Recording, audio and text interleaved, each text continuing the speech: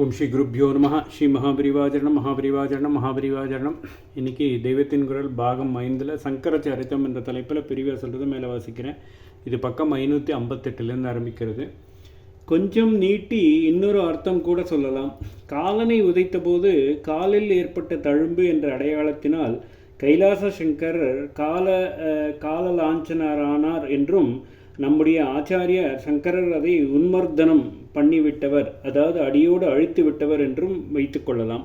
காளிய மர்தனம் என்று காலசர்ப்பத்தை கிருஷ்ண பரமாத்மா மிதித்து துவைத்த மாதிரி ஆச்சாரியால் பரமேஸ்வர ரூபத்தில் இருந்த காலலாஞ்சனத்தை மர்தனம் பண்ணியிருக்கிறார். கடைசி வித்தியாசம் விநாயகம். அப்படியென்றால் விநாயகரோடு இல்லாதவர், விநாயகரை தன்னிடம் சேர்த்து கொள்ளாதவர் என்ற அர்த்தம். எதற்காக ஆச்சாரியாலை இப்படி சொல்லணும் என்று புரியாமல் இருக்கலாம். கைலாச சங்கரருக்கு வித்தியாசமாகவே இவரை காட்ட வேண்டும் என்பதற்காக வேறு என்னென்னவோ சொல்லிக்கொண்டு போனதெல்லாம் சரிதான். அவர் போகி பரிவாரர், சிலர் அபோகி பரிவாரர், அவர் உமார்த்த விக்கிரகர், இவர் அனுமார்த்த விக்கிரகர், இப்படியெல்லாம் பல சொன்னது சரிதான். அவர் ஜேஷ்ட புத்திரரான விநாயகரோடையே சதா காலமும் சேர்ந்து இருப்பவர். விநாயகமூர்த்தி தகப்பனாரிடம் குறும்புகள் பண்ணி கொண்டிருப்பார் என்று கவிகள் சொல்லி கேட்டிருக்கிறோம். சக்தி பஞ்சாட்சரி தியானத்திலேயே ஈஸ்வரனை அம்பாளோடு மாத்திரமில்லாமல் சோமாஸ்கந்த ரூபத்தில் அவர் அம்பாள் ஸ்கந்தன் ஆகிய இருவரோடு சேர்ந்து இருப்பது போல மாத்திரமும் இல்லாமல் அந்த இரண்டு பேரோடு பிள்ளையாரையும் சேர்த்து முழு குடும்பமாக ஸ்மரிக்கும்படியாகத்தான் இருக்கிறது. இவர் அவதார சங்கரர், விநாயகரை விட்டுவிட்டவர், அதாவது ஒதுக்கிவிட்டவர் என்று எதற்காக சொல்ல வேண்டும்? ஷண்மதங்களில் ஒன்றாக பிள்ளையார் மதத்தையும் அவர் ஸ்தாபித்துத்தானே இருக்கிறார். அவர் பண்ணியிருக்கும் கணேச பஞ்சரத்னை சொன்னாலே பிள்ளையார் நர்தன கணபதியாக நாட்டியம் ஆடிக்கொண்டு வருகிற மாதிரி இருக்கிறது. அப்படி இருக்க விநாயகம் என்று ஏன் சொல்ல வேண்டும்? வித்தியாசம் காட்டிக்கொண்டே போகணும் என்பதற்காக எதையாவது சொல்லிவிடுவதா என்ன என்று தோன்றலாம். இங்கே விநாயக என்ற வார்த்தையை போடும்போது பத்மபாதர் ஒரு ஸ்லேடை பண்ணியிருக்கிறார். போகி பூதி என்ற வார்த்தைகளை போடும்போது பரமசிவனை குறிக்கும் இடத்தில் ஒரு அர்த்தமும் ஆச்சாரியாலை குறிக்கும் இடத்தில் இன்னொரு அர்த்தமும் கொடுக்கும்படியாக போட்டிருந்ததை பார்த்தோம் அல்லவா? அப்படித்தான் இங்கேயும் விநாயக சப்தம் ஈஸ்வரனோடு சம்பந்தப்படும் போது பிள்ளையார் என்று பொருள் கொடுக்கிறது. ஆச்சாரியாலோடு சம்பந்தப்படுத்தும் போது விநாயகர் என்பதற்கு புத்தர் என்றும் அர்த்தம். ரொம்ப பேருக்கு தெரிந்திருக்காத விஷயம், புத்தருக்கும் விநாயகர் என்ற பெயர் உண்டு. விநாயகர் என்றால் விசேஷம் பொருந்திய நாயகர், அதாவது தலைவர். தமக்கு மேலே இன்னொரு தலைவர் இல்லாதவர் என்று இரண்டு அர்த்தம். பூத கணாதிபதியாக இருக்கப்பட்ட பிள்ளையாரை நாம் அப்படி சொல்கிறோம். பௌத்தர்கள் தங்களுடைய மதத் தலைவரான புத்தருக்கு அதே பெயரை கொடுத்திருக்கிறார்கள். அமரக்கோச நிகண்டுவில் அதை எழுதிய ஜெயினனான அமரசிம்மன் புத்தரின் பெயர்களையும் ஜினரின் பெயர்களையும் கலந்து சொல்லிக்கொண்டு போகும்போது புத்தர் ததாகதர் முதலான பெயர்களுக்கு நடுவில் விநாயக என்ற பெயரும் வருகிறது. ஷடபிஞ்சோ தசபலோ அத்வயபாதி விநாயக.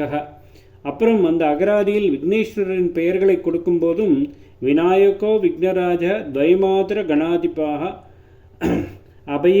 அபயேக தந்த ஹேரம்ப லம்போதர கஜானனா என்று விநாயக நாமாவிலே ஆரம்பித்திருக்கிறது. கைலாச சங்கரர் பிள்ளையார் விநாயகரை கூடவே வைத்துக்கொண்டு சீராட்டுகிறவர்.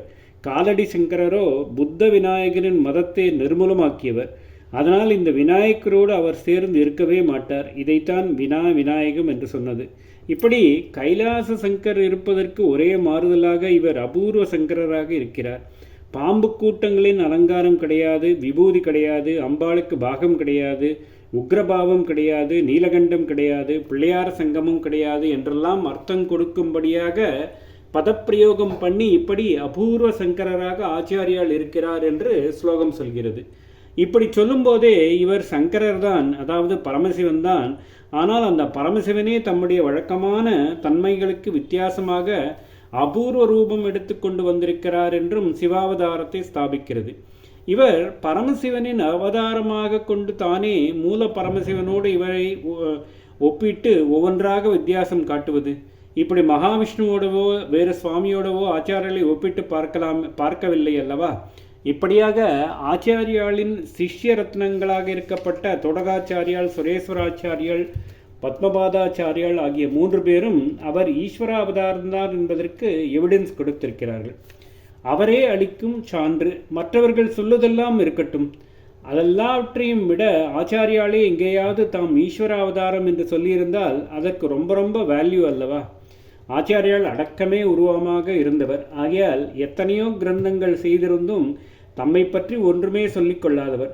மற்றவர்கள் சொல்லியே அவரை பற்றி தெரிந்து கொள்ள வேண்டியிருப்பதால் தான் அவர் பிறந்த காலம், அவர் ஏற்படுத்திய ஸ்தாபனங்கள், அவர் எழுதிய புஸ்தகங்கள், போன ஊர்கள், சந்தித்த மனிதர்கள் ஆகியவற்றை பற்றி பலவாறான அபிப்பிராயங்கள் உண்டாகியிருப்பது. தாம் பிரம்மஞானம் பெற்ற ஜீவன் முக்தர் என்பதை கூட அவர் ரொம்பவும் லேசாக ஒரு சூஷனையாக மாத்திரமே சூத்திரபாச பாஷ்ய கடைசியில் கோடி காட்டியதோடு விட்டிருப்பவர். அதனால் அவர் வெளிப்படையாக நான் அவதாரம் என்று சொல்லிக்கொள்வார் என்று எதிர்பார்ப்பதற்கே இல்லை. ஆனாலும் மறைமுகமாக அப்படி அவர் தெரிவிப்பதாக ஒன்று இருக்கிறது. தங்களை அடக்கி வைத்து கொண்டிருந்த ஆச்சாரியால் ராமர் போன்ற அவதாரங்களை தான் ஒன்றில்லை, நன்றாக பகவத் சக்தியை காட்டிய கிருஷ்ணர் போன்றவர்களும் நரலீலை ருசிக்க வேண்டும் என்பதற்காக அவதாரத்தை சில சமயம் முழுக்க ஒழித்து வைத்திருப்பதாகவும், சில சமயம் மறைமுகமாக தெரிவிப்பதாகவும், சில சமயத்தில் மட்டுமே வெளிப்பட பிரகடனம் பண்ணுவதாகவும் பார்க்கிறோம். ஓம் ஸ்ரீ குருப்யோ நமः. ஸ்ரீ மகாபரிவாஜரணம் மகாபரிவாஜரணம் மகாபரிவாஜரணம்.